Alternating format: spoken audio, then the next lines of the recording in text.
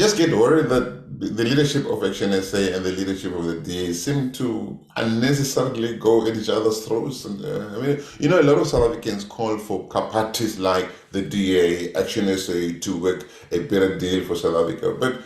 But then you see the leadership doesn't, the people at the top don't seem to like each other. It's almost like, what's going on? I mean, surely they should put aside these things, these personal issues, and look at what's best for South Africa. And that there are people who are supporting you guys as a growing party, but there are still people supporting the DA. And now the DA, you hear of DA looking at the possibility of forming a coalition with some kind of Cyril Ramaphosa-led ANC that's going to split, which is not going to happen.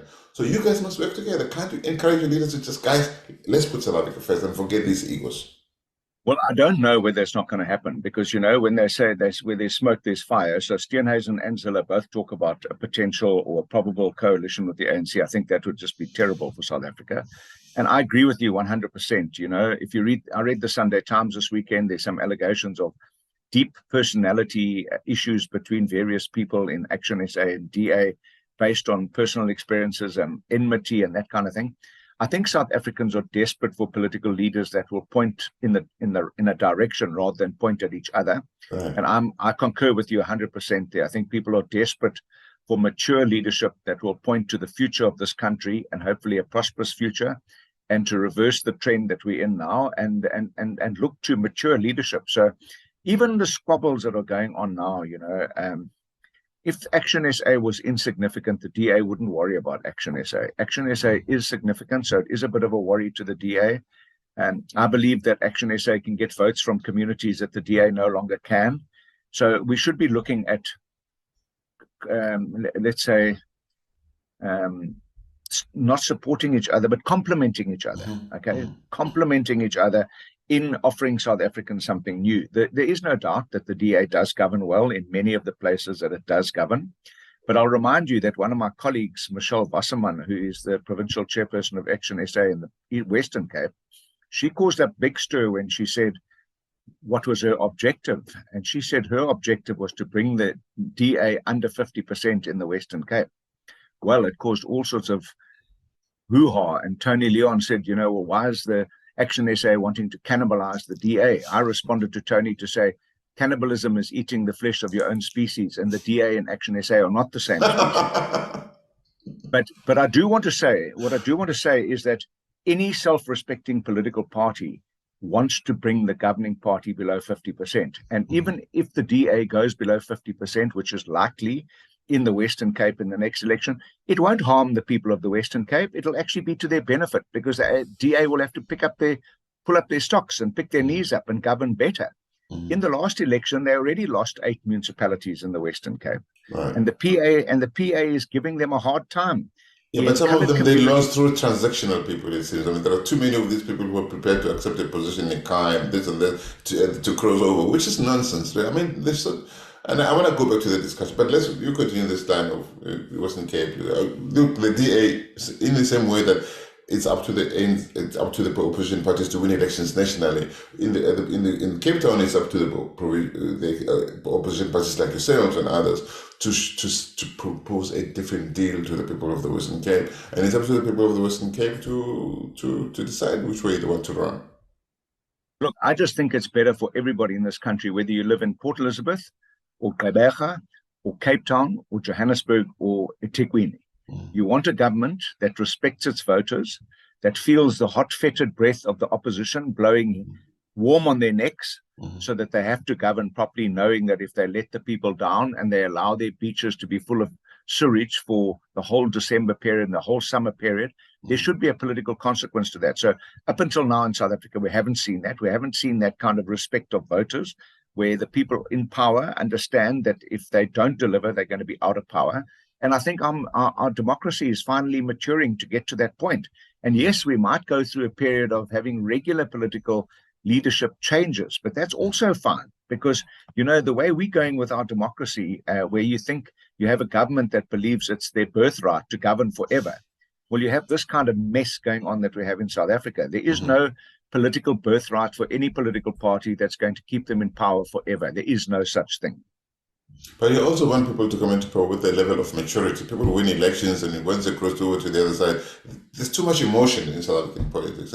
And surely where things work, obviously it's still up to the people to decide whether they're happy with the status quo or to change it. But you don't want people coming in there to start fighting over little things that have nothing to do with making it easy for the people of South Africa, wherever they are, to believe that that South Africa can work, to see better things happening for themselves. So I just get worried when political parties in the opposition to the ANC, which is still the Makulubas of South African politics, going at each other, and there's not sufficient evidence out there that are prepared to say, let's place South Africa first. We're going to differ, obviously, disagree on some things, but what is the bigger thing that we want to? Surely there's going to be that kind of conversation, and it's not about lumping everything together like the ANC did with COSATU and the communists and all that. It's saying, let's do it with a plan. Let's have a plan. Let's agree what makes you distinct, what makes you distinct, but what makes us as an offering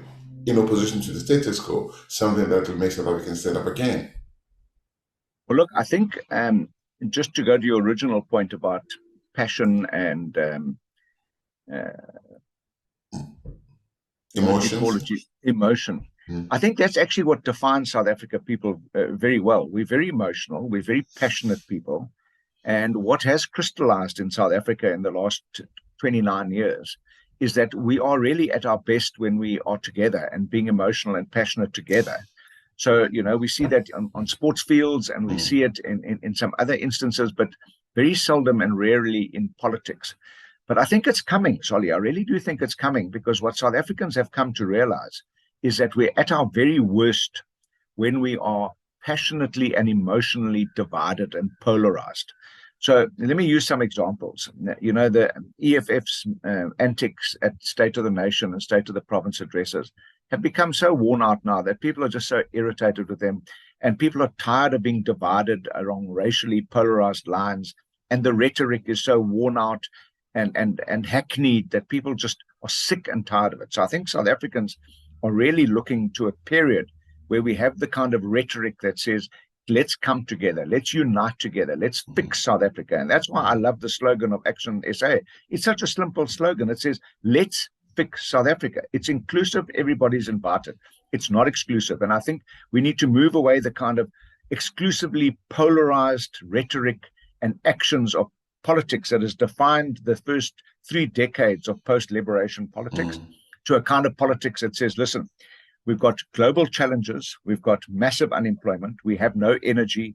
We need to find a new energy solution. We need to improve education. We lose too many kids between grade R and grade 12. When we call the police, they don't respond. We don't trust the police anymore. Those are all the issues. Come on, let's fix this country. Let's all make a contribution. Let's all say no to corruption. Let's all say no to paying a bribe when we get stopped by a traffic officer and they want 100 Rand or a cool drink or something like that. And I think we're coming to that period. And I'm excited to be back in politics at a time where South Africans have decided more of the same is going to take us nowhere. So let's try something new. And I'm excited to be part of that something new. Let's go back to numbers. What are ActionSA's expectations, both provincially where you are in the Eastern Cape and nationally in terms of percentage of electoral support? Okay, well, I've been in this movie for a long time, so I'm not going to tell you how many percentage points we're going to get, because if we get 1 percentage point less, it's a failure. But you've got to have targets. In anything, you've got to have targets. I'm not going there. I'm just telling you that we plan to be the second biggest party in South Africa after this election, and we plan to be a part of play a key role in putting together a alternative government post 2024. That's our objective. Are you watching Ramaphosa? He's been going on and off about whether he's going to announce a new cabinet. Some people are saying he's really scared. He doesn't know what to do with the Mashatile factor. Some people because you see, when you leave too much room for speculation, there will be speculation, right? I hear some people saying, well, it looks like Ramaphosa knows that there's some kind of deal between Mashatile and Malema for next year. My money has been telling the world that he's going to the union buildings. I mean, what's going on there? Is he going to announce a new cabinet? And what do you guys expect out of it? Well, the problem with Malema is tells so many stories. I mean, he told us that the Christmas message was going to be broadcast by Didi Mapuza and not Cyril Ramaphosa as president and all that. He has a fanciful flight of fantasy in his mind, that man. But there is a very real possibility of the ANC and the EFF working together post 2024. And I think that's Julius Malema's ultimate objective, is to have a reverse takeover of the ANC. He knows that the EFF have reached the glass ceiling in South African politics. He also treats it with complete disrespect. I mean, he's a dictator, and the one thing politicians don't like, whether they're ActionSA or DA or ANC or EFF politicians, they don't like to be told what to do. And Julius likes to tell everyone what to do. So I think, the problem in South Africa is actually Cyril Ramaphosa. The man has clearly got no backbone, and I've known him for a long time. I was in Parliament when he was the deputy president. I saw him sitting next to Jacob Zuma and then saying there were 9 wasted years. Well, he's been the president of this country for nearly 6 years, and his 6 wasted years are almost in a parallel with Jacob Zuma's 9 wasted years.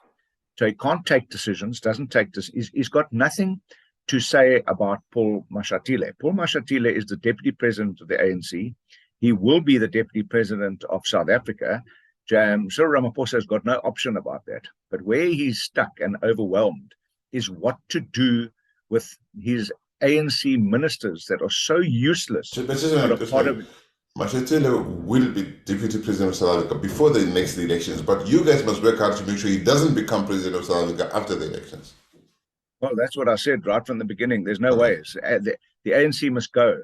And as Antonio Gramsci said, the old must die for the young to be born. And the young can't be born until the old dies. That's a fact. So the ANC has to go before we get a new alternative in South Africa. And Cyril Ramaphosa, with his long game, I mean, he's literally played the longest game in history because he has no objective. He just goes from one thing to the next, floats along like a leaf in a stream. And he has really been an abject president for South Africa, not just for the ANC, but for South Africa, for our economic woes. He's so, I don't know, uninformed that when we were grey listed, he said it offers us an opportunity to fix that. Well, we grey listed because of things like Phala Phala. Nobody knows where the money came from. Nobody knows why the money was in a mattress. How did they go and get it back out of 2 neighboring countries? Those kind of activities lead to countries becoming grey listed. And then he tries to tell us it's an opportunity for us to fix things. Really, man, I'm really disillusioned with this man. So what kind of cabinet do you see coming out? Is it going to be today? Well, it will be a kitchen cabinet, let me tell you that, because he won't get rid of people like Cele, who he should get rid of. And if he takes him out of police and sends him to intelligence, that'll be as disastrous. So I really don't expect much from Cyril Ramaphosa. I really don't. And in fact, the cabinet is bare. So he doesn't have much choice. He's going to have to retread failed ministers.